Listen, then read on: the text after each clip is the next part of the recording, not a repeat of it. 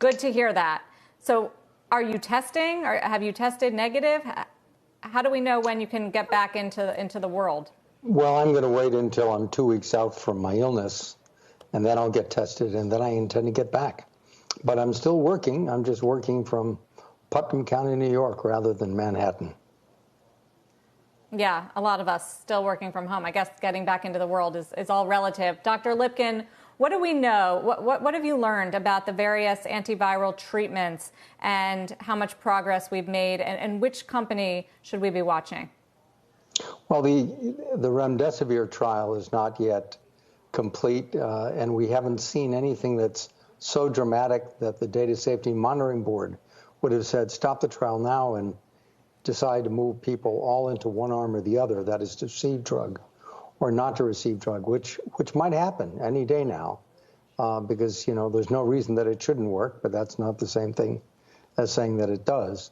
Regeneron, which you've just put up here, obviously is about to release some monoclonal antibodies that are going to be tested in clinical trials beginning as early as the next several days. There are plasma trials that are being done with blood collected from people who've recovered from COVID. Those sorts of studies are going to be initiating around the country over the next several days. Some of us are cautiously optimistic that this will work. And of course, you have the favorite drug of our president, which is hydroxychloroquine, coupled with the antibiotic the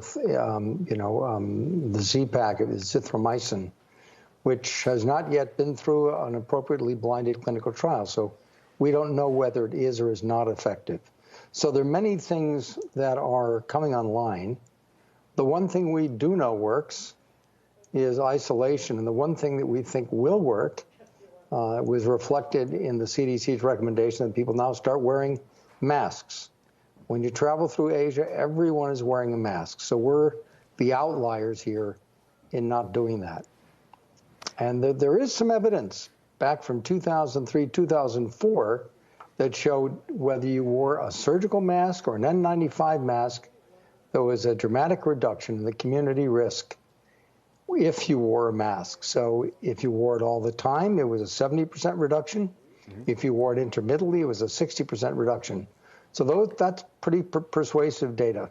Doctor, I wonder if we've learned anything. Is anything surprising about the behavior of this virus as the outbreak has gone on? I'm thinking in particular of the dramatic change in the curve that Governor Cuomo showed today in terms of their modeling. Is that strictly a result of adherence to these restrictive policies, or is there something about the virus itself that has come as a bit of a surprise? No, well, this is a very different virus. It's the most contagious virus that I've ever seen. That said, the methods that are being used, the strict isolation, has had a profound impact. It worked in China, it worked in Singapore, it worked in Korea, so it's not surprising that it's flattening the curve here.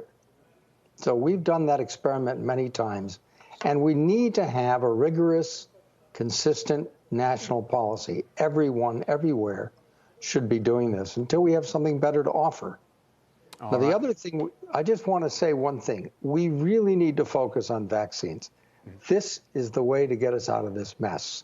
And the sooner we have those, the sooner we'll be back to business as usual. All right. Well, we hope that that does get moving, perhaps with the help of Bill Gates, as we heard. Dr. Lipkin, thank you very much for joining us today. My pleasure.